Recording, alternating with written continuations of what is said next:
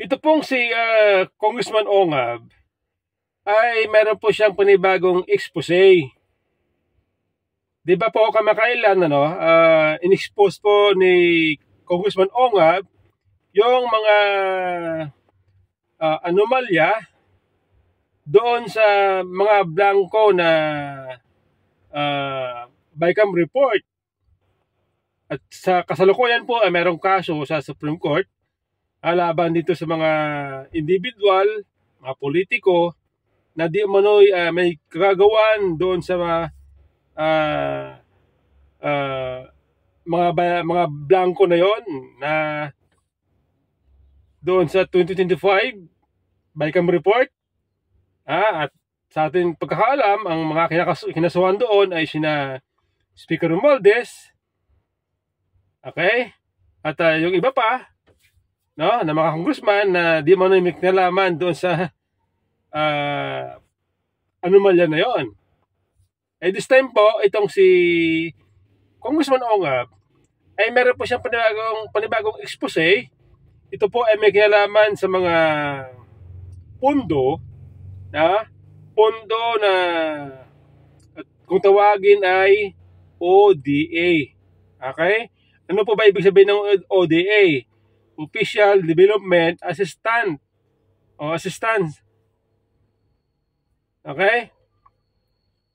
Ito po mga kababayan pakinggan po ninyo itong expose ni Congressman Ongab.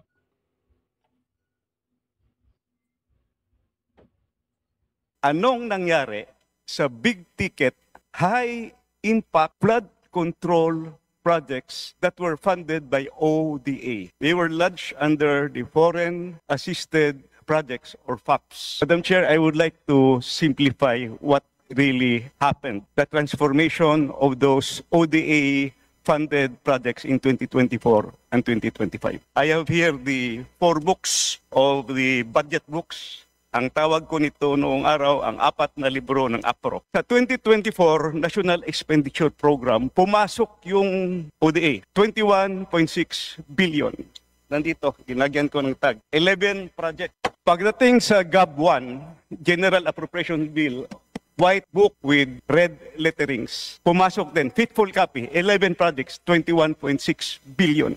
Pagdating sa GAB3, third reading dito sa House of Representatives, binawasan ng 5.4 billion, ang naiwan 16.1 billion. So sa House of Representatives pa lang, binawasan na yung ODA. And you know what happened pagdating sa GAA? Pagdating sa GAA, this is now the product of both the Senate, the House of Representatives, at saka sa BICAM. 0 kinatay yung buong ODA. Nakakahiya sa ating mga foreign creditors. Punta naman tayo sa 2025. Ito yung ginawa. As is, yung proposal, National Expenditure Program, 11 projects, foreign funded, 11 total of 27.5 billion. Nandito, nilagyan ko ng marker. GAB1, first reading, faithful copy, nandito yung 11 projects. Total of 27.5 billion. Third reading, House of Representatives, binawasan ng 18.6 billion, ang naiwan 8.9 billion na lang. ODA funded ito. May approved loan na sa mga foreign creditors. GAA 2025, in fairness to the other house, to the Senate, binalik nila yung 300 million. So yung 8.9 na naiwan dito sa House, naging 9.2 billion. Walang binawas pagdating sa Senado, pero ang overall total, ang nabawas is 67% of the flood control budget, which are big ticket. Pag sinabing big ticket, malalaki ito. These are the, kumbaga, super highway. Dito dadalo yung maliliit. So what happened to the ODA projects? It's very simple. Tingnan nyo lang. Nawala yung big ticket projects at nagsusulputan na parang kabuti yung maliliit na projects. Makita nyo yan sa budget.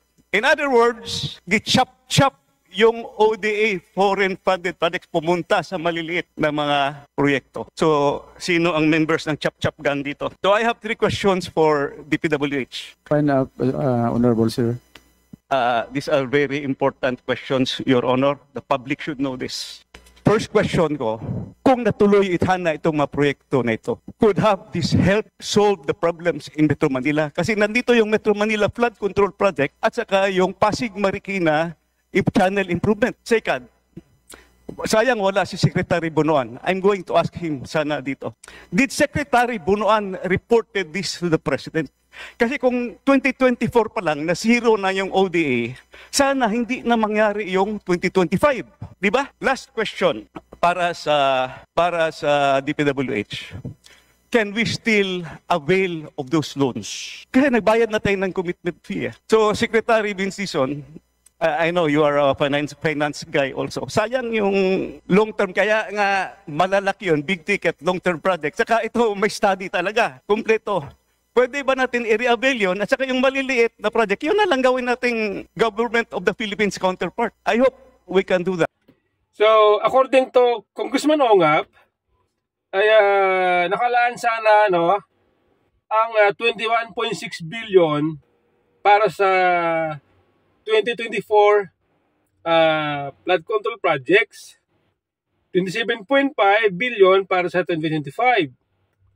Para sa malalaking ODA funded projects, official development assistant. Naaprobado na ng mga foreign partners tulad ng JICA, ADB, World Bank,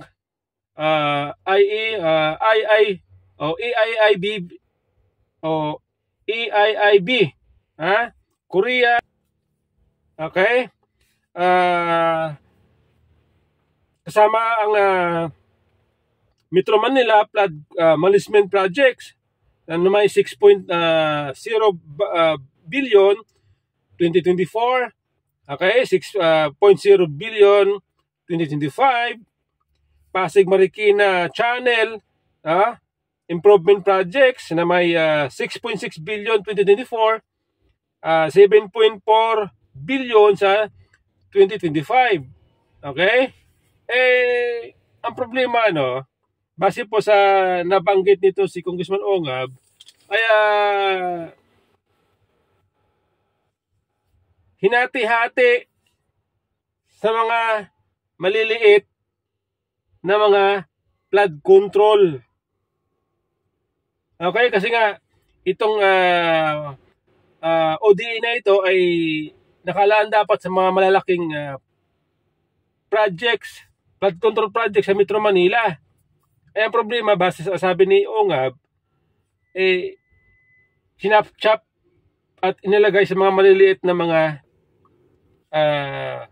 flood control projects sa mga probinsya. Oo. Okay? Kung saan, pwede po maging cause ng mga overprice, at pwede maging sanhi ng korupsyon. O diba? Ito pong isyong ito,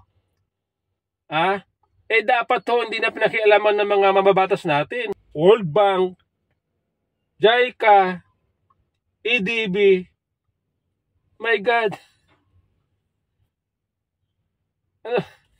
Hindi ko talaga lubos maisip bakit pati ba naman ito pinikialaman ng ating mga mababatas.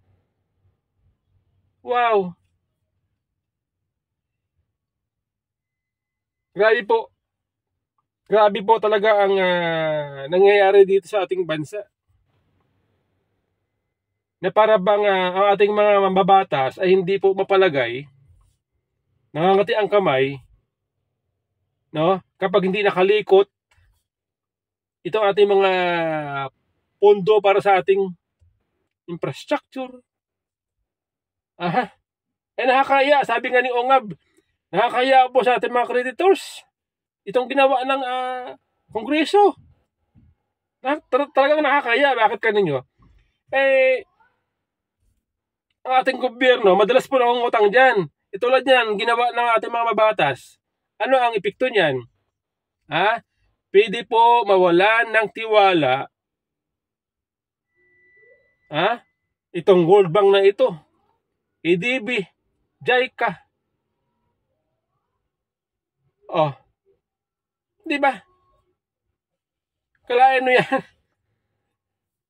Tapos itong ating mga mamabatas, lalo na itong si Speaker Romualdez, ano sabi niya? Pakinggan po ninyo mga kababayan kung paano bumanat itong si Speaker Romualdez.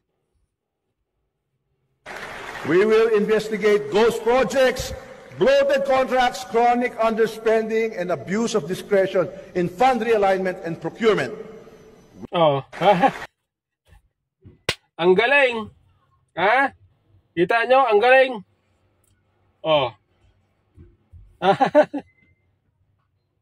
Problema, mga kababayan, ito po mga pinagsasabi ni Speaker Romualdez ay kabaliktaran po sa nangyayari.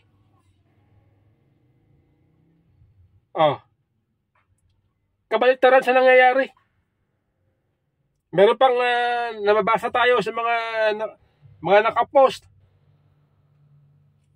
Babantayan daw ang Kongreso ang pundo ng taong bayan. Puprotektahan daw ng Kongreso ang pundo ng taong bayan. Galing, ano?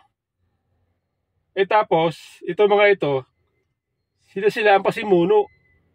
Pinagluloko tayo. Pinagluloko tayo. Iba po ang sinasabi nitong si Speaker Romualdez, iba naman ang resulta ng kanilang trabaho. Mahiya ka naman, Mr. Speaker. Siguro nga, mas maganda manahimik ka na lang para wala kaming aasahan sa'yo.